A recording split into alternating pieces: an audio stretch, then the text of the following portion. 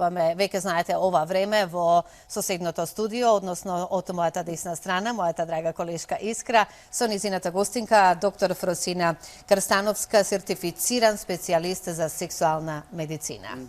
Ова утро, разговор, да слушнеме зашто ќе биде. Знам дека ќе слушаш многу внимателно. Да, добро утро, добро ни дојдовте. Инаку, Слободанка, морам ти кажам дека има некој што е станат порано од нас, односно воопшто не ни легнал, затоа што докторката во околу 4 часот утринава пристигна од Соединетите Американски држави и директно овде во студијето, што значи имаме своевидна ексклузива. Добре ни дојдовте. Благодарам на поканата. Доктор Крстановска, да, навистина добро ни дојдовте овде во студијето. Имаме малку, морам да ви кажам, со оглед на тоа што не живеете ви во Македонија, ова е малку невообичаена тема за нашите телевизии, особено вака за утринските часови, но ако ништо друго знаеме дека ќе привлечеме внимание. За почеток јас прво мислам малку да ја запознаеме повеќе јавноста со вас. Вие сте интернист. Ако добро разбрав. Субспецијалност ви е хематологија, а имате завршено сексуална медицина. Како воопшто се доаѓа до таа лиценца сексолог? Лиценцата за сексуална медицина се стекнува на ниво на Европското здружение за сексуална медицина. Се работи за 2 годишна специализација со завршен испит кој што јас го завршив во 2016 година во Мадрид.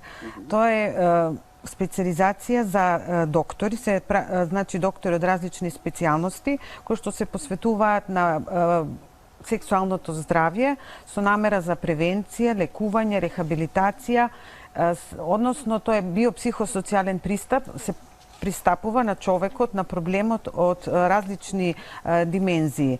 Така да јас советувам и на машки и на женски, најдобро е да се приде на парот во пар да се работи првенствено. Во пар да се работи, така е. Вие, вашата ординација, се обидувам точно да ги погодам термините, е во Словенија. Таму живеете, таму и работите. Овде сте за потребите на Аџибадем Систина. Имате својвидна соработка. Ајде прво, кој е поводот за вашето доаѓање во Македонија?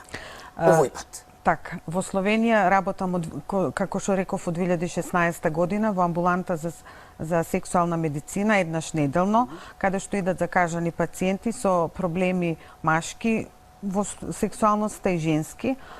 И работам претежно со машка популација. Сум ориентирана туди на онкосексологија, што значи пациенти кои што преживеале рак и кои што имаат проблеми во сексуалноста, посебно после рак на простата, со моиве пациенти, ги советувам, ги третирам, затоа што како лекар препишувам и терапија, секако. На таа тема имам објавено и книга на тема на онкосексологија. Овде соработката дојде некако спонтано, односно по како да ви речам, на барање на еден колега во Систина, кој што работи уролог, доктор Мицковски. Јас огледа таа можност дека идат пациенти со психолошки проблеми, за кои би можело да им се помогне. Знаете како уролозиве го согледуваат проблемот телесен, ги гледаат хормоните, крвните садови и прегледот и операции, а останатиот дел, значи психолошкиот проблемот на машката особа или на женската, доаѓаат потоа кај мене со намера да целосно се обработува. Значи, индивидуален третман, холистички пристап на пациентот, секако во една средина кај што пациентот ќе се осеќа да има доверба, да е дискреција и на самиот конкретен проблем ориентирано се прави. Самиот психотерапеутски пристап не вклучува класично третирање во психотерапија, пошто јас имам изобразба и од тоа подрачје во Љубљана, се пристапува на проблемот, пример еректилна дисфункција, на проблем ориентирано, во соработка со другите специјалисти, да му се помогне на човекот.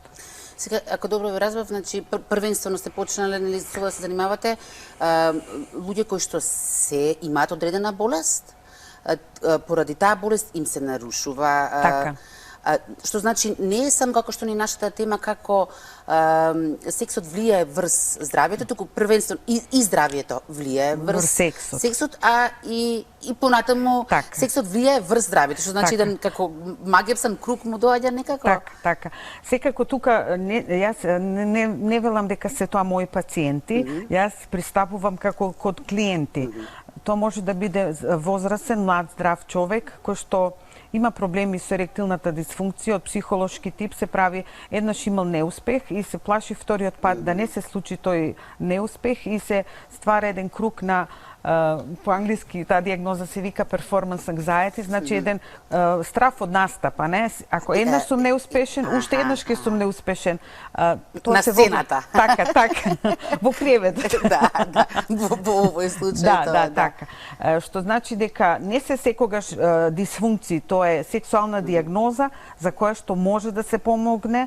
Студии се направени на таа тема дека може да се, меѓутоа, како знаете, како за сите проблеми, решливоста не е секогаш 100% да бидеме реални. Зависи од општото здравје, од условите во кои се третира и секако какви се реалните причекувања на клиентот што седи од другата страна. Значи, своевидна блокада некој е. Така, психична блокада, да. Кои се психичките проблеми кои што може да доведат вака ваква состојба? Зборуваме за состојба, не е болест. Така. Ако кај женските најчесто е проблем кој што се јавува е проблем од немање на сексуална желба, проблеми со возбудување, значи проблеми со лубрикација, посебно кај женски во менопауза или проблеми при доживување на оргазам и болка. Кај машките на прво место, посебно на возраст после 50 години, е проблемот со ерекција, потоа исто така проблемот со немање на полова желба и доживување на оргазам, проблеми со прерана ејакулација или предоцна ејакулација. Тука не би испоставила некои бројки, знаеме студиите кажуваат различни типа на пореметувања, секако проблемот е индивидуален и заеднички на сите. Кога сме кај заедничките проблеми, многу често знаете дека секој петок не гостува доктор Оцистина, многу голем тригер, фактор, влијание има стресот. Така. Стресот, секојдневното немање на време, безпарица, финансиски проблеми, проблеми на работа. Колку стресот влијае врз сексуалниот живот? Вака, направени се студии што кажува дека стресот, односно анксиозноста, во мали дози може да влие стимулативно. Меѓутоа, ако Ама ние не знаеме колку е мала доза, колку е голема, кој ќе се насоберат повеќе стресови тогаш. Кој ќе се насоберат повеќе стресни фактори, тоа е голем проблем, затоа што знаеме дека во стресот се активира еден дел од нервниот систем што се вика симпатикус. Самиот симпатикус прави да крвните садови се стеснуваат и тоа може да има со соодветно влијание. Не само стресот, туку и самата депресија може да има влијание на немање на полова желба, на полова изведба, или пак ако самата депресија се лекува и лековите за депресија имаат негативно влијание, што значи дека секогаш би требало да бидеме отворени ако се лекуваме со одредени пореметување од типот на депресија и сексуалност, ако видиме дека лековите ни предизвикуваат несакани дејства на полето на сексуалноста, тоа да му го кажеме на својот доктор, мислам на психијатарот, затоа што некои од тие лекови делуваат полошо, некои помалку лошо и може да се помогне. Возраста споменавте, предпоставам дека има големо влијание тука. Која е она старосна граница кога започнуваат проблемите на ова поле, како што рековме? Проблемите започнуваат на различна возраст. Не дека проблемите може точно да се дефинираат која е таа некоја критична граница на која што може да се јави полово, мислам, проблематика со половата активност. Меѓутоа, од друга страна, пак, ако ги гледаме студиите, половата активност сега, кога се работи за добро здравје, добро психолошко, социјално живење, половата активност може да се продолжи дури на возраст до 80-85 години, што мислам дека на времето било незамисливо. се разбира, може би медицината помага на тоа да подолго сме здрави, подолго сме активни, зашто и самото очекување колку може да сме полово активни сега на луѓето им дава можност да, рецимо, ако се физично здрави, на возраст од 65 години машките може да очекуваат уште 15 години активна полова активност, женските приближно околу 10. Секако тој период кога се почнува можеби е поврзано и со андропаузата, со менопаузата, како што рековте, со стресот и другите активности, зашто знаеме дека освен хормоналните проблеми влијаат и невролошките проблеми, влијае и самиот процес на старење, атеросклероза. Знаете, самите крвни садови кои ќе се затворат, се затвараат и крвните садови и во срцето и крвните садови во пенисот. Што значи, ако ги споредиме двата лумени на крвните садови, некогаш самата еректилна дисфункција може да биде прв знак на развиен процес на атеросклероза. А самата брачна рутина колку придонесува до тоа? Едно кога сме во врска, па после ќе дојдат децата, па ќе дојде целото семејство. Така, имате право. Брачната рутина, нели, се препорачува да не се случува брачна рутина, да секогаш се имаат некои нови сценарија, нови активности, меѓутоа да зачиниме малку. Така, да зачиниме. Во поново време многу се зборува за тој процес на диференцијација, значи да се сочува машката и женската енергија, зашто ако дојде до премногу сливање во самите активности, да не речам во сексуалната функција, тогаш се губи оној жар на полова привлекување. Се прави, мора да се диференцира машката и женската на енергија на еден начин да тоа да функционира. Со балкански вокабулар кажано, значи жената да не изигрува многу маж во домот, а мажот да не биде многу маќинка. Да се задржат оние улогите. Тоа све повеќе и повеќе се потенцира да не настане целосна фузија. Сепак да има еден процес на диференцијација.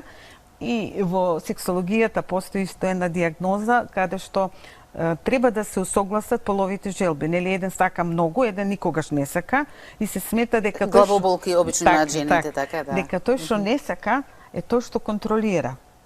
И сега на ниво на сексуалноста како тоа да се модифицира, како да се погодиш, да му се прилагодиш, макар да на нашите конгреси слушаме и за отворен брак.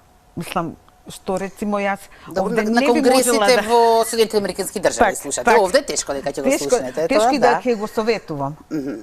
Со договор, нели? Ако двата партнери тој им одговара, секако со некој исклучување, само мислам дека е тоа... А што ќе каже свекрвата кај нас прво ќе се рече? Слов така, јас мислам да си ја задржиме докторката овде, да. Просто им завидувам на клиентите во Аџиба Денцицина кои што имаат закажано за денес, за кај вас. Ми споменавте дека повеќето ваши клиенти се мажи. Так. Но тоа не значи дека имаат почесто проблеми од жените. Не значи. Не значи. Гледано процентуално, односно во студии, жените се тие каде што сексуалноста е покомплексна, поврзана со чувства, мажите се повеќе сами на себе ориентирани и задоволни. Така да процентуално гледано жените имаат повеќе проблеми во сексуалноста. Може би начинот на кој што се зборува, односно се пристапува е начин на кој што клиентите сами може да побараат помош, може да побараат помош од својот доктор, може да побараат помош од гинеколог или уролог. Ако станува збор за хормонална дисфункција, да се провери тестостеронот, може би треба да се додаде тестостерон. Психолошкиот дел, каде што треба сето тоа да се стави во една заедничко, како да ви речам, холистично обкружување, е крајна сила, односно крајна инстанца на која што може да се помогне. Макар да во последно време све повеќе се инсистира да истовремено се третираат и психичните и телесните проблеми, зашто само тогаш може да има успех.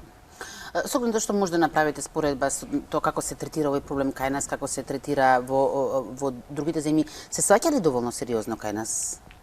Јас бев изненадена кога почнав да работам овде со тоа со оглед на фреквенцата и со однос на отвореноста со која што пристапуваат клиентите.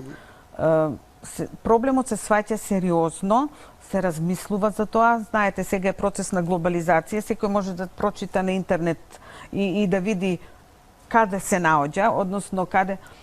Мислам дека проблемот е во тоа што премногу во текот на нашето учење, мислам, во тек на сексуалната едукација, би требало на порана возраст да се зборува, би требало да се зборува поотворено и во... Дури вака во утринските емисии, значи, да започнеме на тој начин. Зашто знаеме дека сега половата активност е поместена на ниски години, на 13, 15, секако тоа е различно.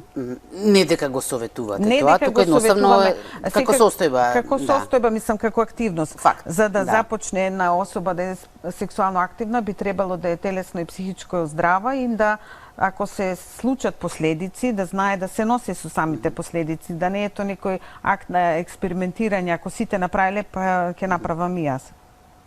Јас многу ви благодарам. Ова ни беше прво интро воведно ваше гостување. Споменавте секој еднаш месечно доаѓате. Так. Што значи ќе ви имаме, доколку ви беше убаво, ќе ни додете повторно на гост. Благодарам за поканата. Може би нареден пат кој ќе се видиме и со прашања од гледачите, зошто да не? Зошто да не? Да, сигурно има што да ме прашаат.